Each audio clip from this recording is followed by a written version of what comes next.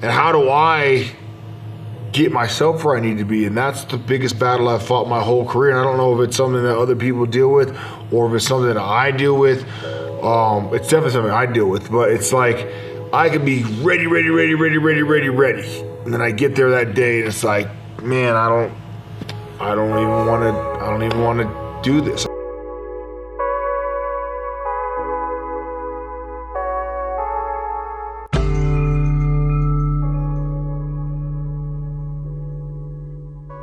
Hello. I've heard Michael Bisping say it, and to all of us who are fans of Donald "CowBoy" Cerrone, we all know it ourselves. Donald Cerrone, when he looks on, he looks like a world beater. It's common knowledge that if you follow Donald "CowBoy" Cerrone in his fights, if he weathers that early pressure, he ends up looking insane. His true level of skill, experience, and technical understanding, from there, it comes forward and he just straight up shocks us. He looks phenomenal. Out of all the styles in mixed martial arts, if you had zero study, knowing little of his opponent, near virtually no preparation for either fighter, if it was a bar fight situation versus someone who didn't even know him, I would have to say that he is one of the overall most dangerous styles that one could adopt. His pedigree of kickboxing, his ability to make adjustments to his opponent's movements and time them, the moment he gets into his flow and starts feeling his rhythm, he has ended up worthy of a highlight reel. Every time he's switched on, he's proven himself to be worthy of legendary. This is why anyone who's followed mixed martial arts has loved watching Donald Cerrone fight. He looks like he's getting whooped, then all of a sudden, he goes KO Ken times 10 and becomes a different person. He's like the Western version of Goku in that sense, except if he did go Super Saiyan, he'd have the same problem as Nappa. How would you even tell? Nonetheless though, in many of his fights versus top-ranked contenders, Donald Cerrone has admitted this himself. He just has trouble getting started. Often that's the problem for him. He often has trouble finding that initial momentum, finding his flow early on. Even versus Al Quinta, before he schooled Al, Donald, he was getting punched in the face thinking, man, I don't even want to be here. I just want to go home, all up until he weathered that phase and switched on. Why does Donald Cerrone have so much trouble getting started? And also, how can he overcome this problem? When Donald Cerrone looks on, I've noticed that he starts to feel his timing, and as he starts feeling his timing, he starts hitting more. As he hits more, he starts getting more confident. From there, he starts reaching the conditions needed to enter flow state.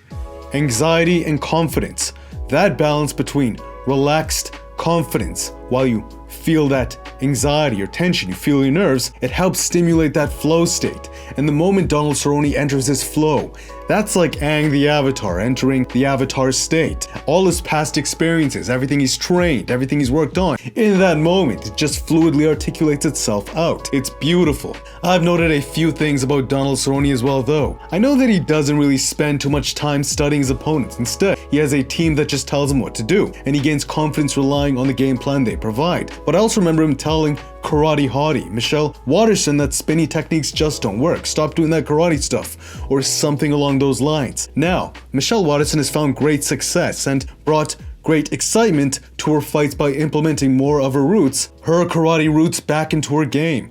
All that spinny stuff, the crescent kicks, the side kicks, oblique kicks and such, when paired with the stone cold, simple fundamentals, it has made her style very difficult to get a read on. Even versus much tougher, physically more dominant opponents, she finds a way by adding this other variety to the stone cold fundamentals. Nonetheless though, this does tell me that CowBoy is more of a conservative, conscientious personality type. These types are usually very good at just doing things. The hardworking, tough man's man who finds discipline being one of their most redeeming qualities. That, of course, explains Donald Cerrone's remarkable technical foundation. He's just better at being disciplined towards refining the fundamentals pristine. But the other end of the spectrum is open-mindedness. And one of the attributes possessed by those types are often spatial reasoning. But nonetheless, why does any of this matter? You visualizing all the things that could happen. You visualizing what you're gonna do.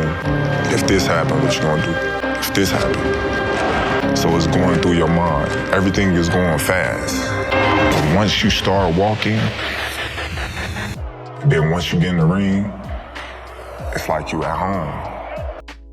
Take Terence Crawford for example, a boxer renowned by many as the pound-for-pound great. Before his fights, before he enters the ring, Terence Crawford, he visualizes every outcome and how he can deal with it. Then, when he enters the ring, he feels at home, like he belongs there.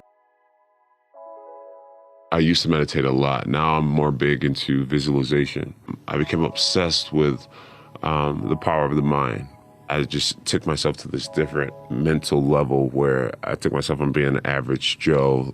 So I took myself from being very average-minded to actually believing that I could be the GOAT and be the greatest and never lose. Into, like, I took myself to a different place mentally, and a lot of it came from mental practice and meditation and visualization and just seeking knowledge from people who are strong believers and really obsessed with just learning about the power of the mind and how powerful my mind actually is.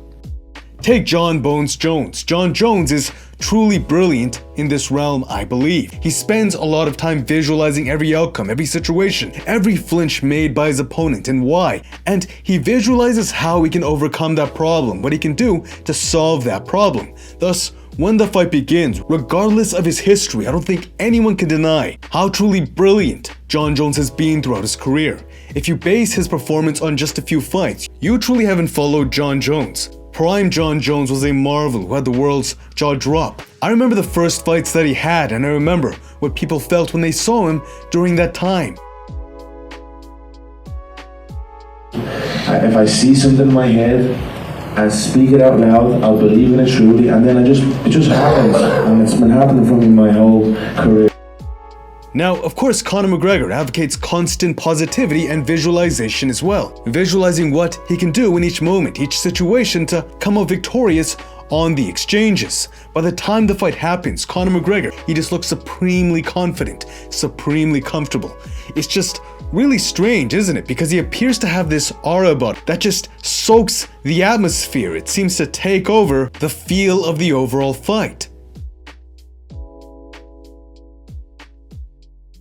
Israel Adesanya is of course a massive advocate of visualization. I definitely need to study more in his exact process, but for sure, in his mind's eye, he knew exactly how easy Paulo Costa was going to be for him. He went over it, over and over again, and stylistically, with his frames of reference when paired with self-awareness, it allowed him to gain a feel for how his fight with Paulo Costa would pan out. He said he would make it look easy. He knew it. In his mind, he saw it. Thus, he walked away like it wasn't even a big deal. I told you so. For him, that reaction expressed how common sense it was for him. He just knew. That's why he wasn't surprised. And I truly believe visualization was a core component to that overall confidence. Nonetheless though, I think the physical element of martial arts is very natural for Donald Cerrone. I believe he is pulled into training out of passion. But when it comes to visualizing different outcomes, solving problems in his head, I think he's pushed most of that off to his team. Now, does that really matter? Well, here's a study. Visualization is an often taught mental rehearsal technique in sports. It is an extremely powerful tool, and numerous studies have been done to test this. You may have heard of this basketball study, or maybe a different one with similar results. A study conducted by Dr. Biasiotto at the University of Chicago was done where he split people into 3 groups and tested each group on how many free throws they can make. The second group just visualized themselves making free throws. The third group did nothing. After 30 days, he tested them again. The first group improved by 24%. The second group, who visualized, they improved by 23% without even touching a basketball. That is just nuts. The third group did not improve at all, which was kind of expected. That is just it. That's how powerful visualization is. You cannot underestimate how truly powerful your mind is. You can replicate any and every experience vividly in your mind and cause real sensations influencing your very physiology based upon how good you are at it. Thus, when you hear about Jon Jones not even sparring, I truly believe this is a testament to why Jon Jones can get away with such a thing and straight up school Alexander Gustafsson in the second fight. Make him look like he didn't even belong in there with him, which is ridiculous if you consider their first fight. How close that was. Arguably, many people even thought Gustafsson won that fight. When Jon downloads you, he just becomes a completely different monster. And I believe his visualization is core to that ability. Visualization, the mind's eye. If you can replicate a situation in your mind's eye, you can develop skills without actually executing those skills in the real world. Now that is just absurd to think about, isn't it? But it's true. That's how powerful your mind is, and I think that is the missing component to Donald Cerrone's game. Donald "Cowboy" Cerrone, I believe, already rules in the domain of conscientious work ethic. It's his inner world where, when the body is tired, he can still put in work to gain inches towards his game, to become more confident and comfortable with the situation at hand.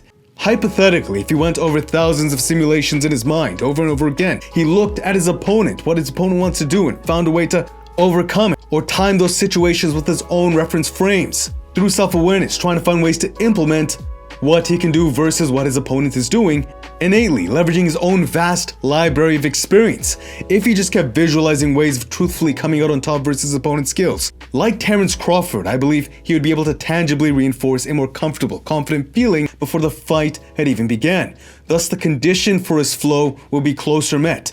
Those nerves, anxiety, but also calm, relaxed confidence amidst that storm. You just feel like you can handle it. Boom. That's when you trigger flow. That's just it. We all know how good Donald Cerrone looks when he feels comfortable, confident, when he starts getting a feel, when he starts landing. His timing progressively gets better and better, and as it does, he just enters a different state. He becomes a different person. When he starts feeling his timing, when he enters flow, he looks like a world breaker. That's how good he looks. He becomes someone who shocks and excites us fans and reminds us as to how truly good, how truly great he is. I don't think this is a process that will come easily for Donald Cerrone at all. For me, meditation was very beneficial in improving my capacity for this domain, but I do believe it can be improved as we exercise it. It's like a child's imagination before social conditioning has their neural pathways pruned away. Nonetheless though, it seems as though the physical element does not seem to be enough, as Donald Cerrone has articulated himself. That's not where Donald Cerrone is lacking, not at all. Technically and physically, he is phenomenal. In regards to the mental element, which he admits himself, I believe visualization, imagination, and tangibly overcoming different outcomes through his mind's eye, solving problems based upon his own reference experiences, cultivating an aura of confidence as he consistently overcomes those problems and comes out on top. When the body has done the work, the mind can keep going in this regard. It can keep developing skills, which has been reinforced empirically through studies. This is something I can humbly offer, as I wish Cowboy Cerrone the best. After all, absolutely, I've followed him for a long time. I too am a fan of the legendary Cowboy. He's a remarkable fighter and a man of integrity, of course. Thus, as always, thank you for the privilege to watch. If you like more from me, why not subscribe or hit the notifications? Thank you if you did. I truly do appreciate it. Thank you. Until next time, peace.